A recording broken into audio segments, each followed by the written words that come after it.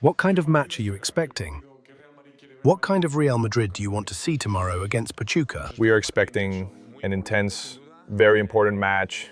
No doubt we want to play well, we want to have a good game, and of course we want to win, right? In this short competition in the group stage, after the draw the other day, we need to win. And besides winning, we want to finish with a good feeling, better than how we ended the last match. We want to play a more complete game with and without the ball.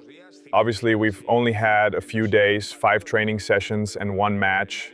Everything takes time, but the calendar and demands of the competition force you to compete well. We trained today and now we're here looking forward to tomorrow. After the last match, Vinicius received a lot of criticism. I'm not sure how you saw him. How do you see him now? Some of us feel he's lost a bit of his smile. What can the coach do to bring back the best version of Vinicius? I don't think he needs to be brought back. I see Vini doing well, but obviously we all want to push for him to be decisive like he has been so many times. Vini has that quality, that slightly different, unpredictable kind of football, and that's what makes him such a special player. When he can enjoy himself and connect with his essence on the pitch, he helps the team a lot. Tomorrow, we hope he'll be a key player, and throughout the season, I'm sure he will be. No one knows the midfielder position better than you, especially the creative pivot role. You played it for Madrid, the national team, and Bayern. There's been debate over whether Madrid needs a player with more playmaking ability than the current options. Do you see it that way? And if not, with the players you have, do you think you can get the kind of Madrid you want? One that knows when to push forward and when to calm the game down?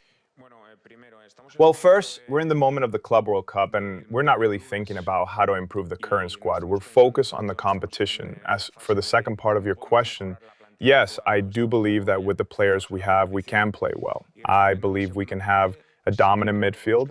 Obviously, it needs work, it needs repetition, and it needs to be felt, but with different player profiles, it can be done, I'm convinced, and we'll see it over time, for sure. I wanted to ask about Kylian Mbappé. How is he doing? What have the past few days been like? And can we expect to see him still in this group stage? He's doing better. 2 days ago, he returned from the hospital, from the observation period he had to go through. He's recovering, and each day we're more optimistic about having him back for the last match against Salzburg. The other day, Gonzalo played, took his chance and scored a goal. Last season, many felt the team lacked a striker like Joselu, who scored 18 goals under Ancelotti. Do you think Gonzalo is ready to take the leap to the first team? Is there space for him? Will he stay here, and what can he bring to the table? Well, he can bring exactly what he showed the other day, right? That's why we chose to play Gonzalo in Kylian's absence as a reference striker. He scored a goal and had 3 other chances, which is very important. Having players with that instinct is valuable. We had other players who aren't really penalty box players, and we needed someone in that role. Gonzalo did very well. As for the future, we'll see. Like I said earlier, we're focused on the Club World Cup right now, but decisions will be made later. Last year, there was a lot of talk about Carleto's anxiety when the team wasn't scoring. I wanted to ask you about the anxiety to play well, to make the game flow. In the pre-match, you mentioned frustration and that it would take time. Do you sense any anxiety in the squad to play well, to make things click? How have you handled that in these first few days after the draw? No, I haven't sensed any anxiety. What I've felt is a desire to improve, a willingness to be part of the process and do things differently. A new coaching staff brings in new ideas, and that shakes up the daily routine, how training is prepared, how concepts are discussed daily. But no, I sense ambition and a kind of positive calm. And tomorrow, of course, there's not much calm. It's time to compete and play with intensity. You mentioned wanting to leave better impressions. but surely there were some positive impressions for you from that first match. Yes, I think I said it after the match. The first half definitely wasn't good. It wasn't what we wanted. But the reaction in the second half was better, more positive. Through better ball control and better spacing, we became more dominant. That's the path we need to follow. That's what we've taken from the match, what didn't work and what we don't want to repeat. Like I said, we've only had 5 training sessions. Trying to do too much in too little time can backfire. We need to manage the information we give the players and prioritize what we want to implement. And for tomorrow, we've already planned the game. You've mentioned the little time you've had to work with the team. What role does video play in these situations? How do you manage the amount of information you give the players? What you want to give them, what you can give them, and if you need to hold back sometime? Video plays a fundamental role, especially in these 2 to 3 day gaps between matches. There's part of the training that happens on the pitch, but sometimes you can't do much because they need to recover or it's too hot. So in the afternoons when they're at the hotel and you have their attention, that's when you try to be efficient with video. Today's players are very visually oriented. Sometimes they almost train through video. We use it a lot, collectively by lines or individually. That's something we want to continue using, not just now, but throughout the season. You know Real Madrid very well. You know the pressure to play, to win always at this club, both as a player and now as a coach.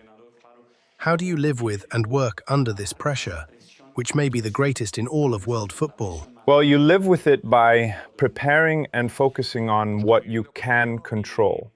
Often, you can't control the results, but you can control the decisions you make with the players and the decisions you make when preparing the match. That's what's in my hands. And if that brings us closer to achieving the results we want, which is to win, then we're on the right path. Rudiger is on the list. I'd like to know how he's doing, how he's progressing, and if you can, share a bit about the rest of the players, like you did last time. Another medical update? Sure. Next time, the doctor will sit here instead of me. Rüdiger, yes, he's been medically cleared and is in the squad after the surgery he had. He'll be a very important player. Tomorrow, of course, we need to ease him back in gradually, but we're happy. As for the rest, nothing's changed much in the medical report. They still need a bit more time and patience, as they're dealing with injuries that are more long-term and require more training before they're ready. This season, the issue of who takes penalties has been a recurring topic. We've seen Mbappe, Vinicius, Bellingham, and the other day it was Fede, who unfortunately missed. Have you already decided on a hierarchy of takers, or will it continue depending on the match? No, we always decide that before the match. We're clear on it. We make that decision ahead of time. What can you tell us about Pachuca as a team, and especially about Jaime Lozano, who, like you, has only had a short time with the squad? He's an Olympic medalist, won the Gold Cup with Mexico, but this is his first big challenge at club level. Well, Jaime has had a very admirable career, everything he's accomplished. Now he's taking on this new challenge with Pachuca. I watched their friendly against Al Ahly and their last match against Salzburg.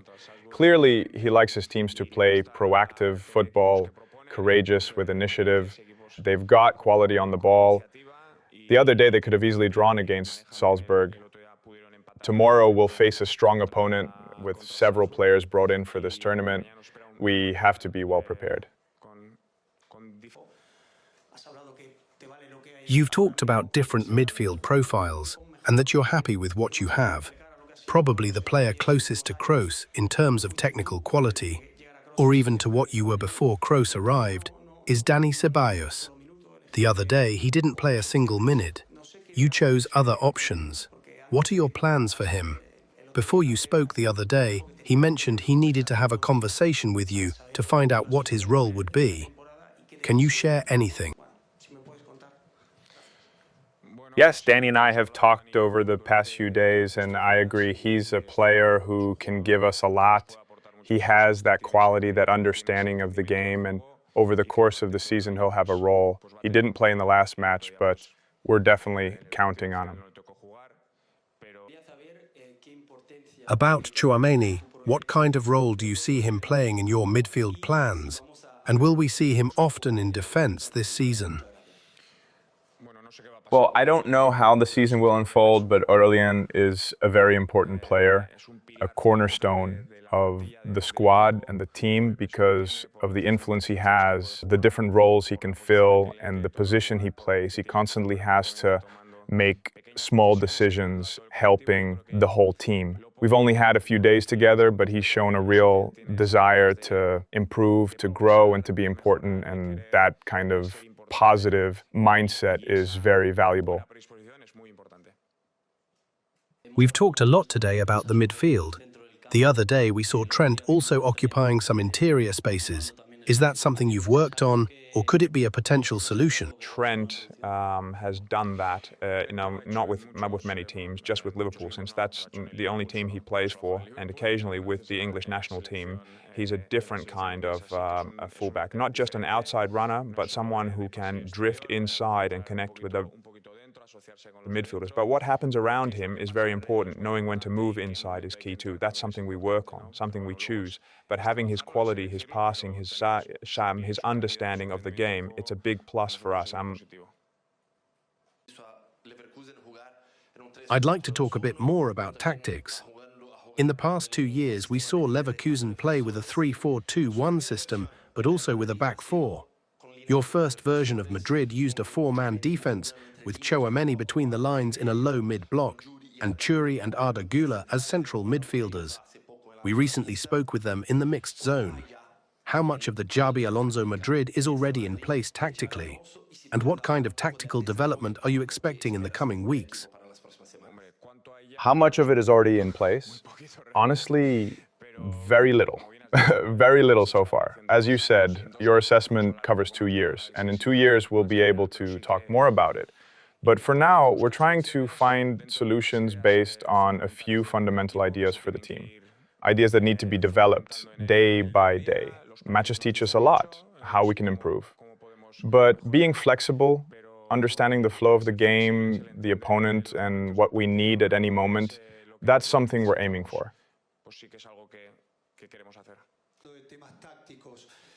You were just talking about tactics. Who are your inspirations as a coach? Are there any models you've drawn from? Obviously, I've learned a lot from all of them. I had great coaches throughout my playing career, and I absorbed a bit from each of them to build up my own knowledge.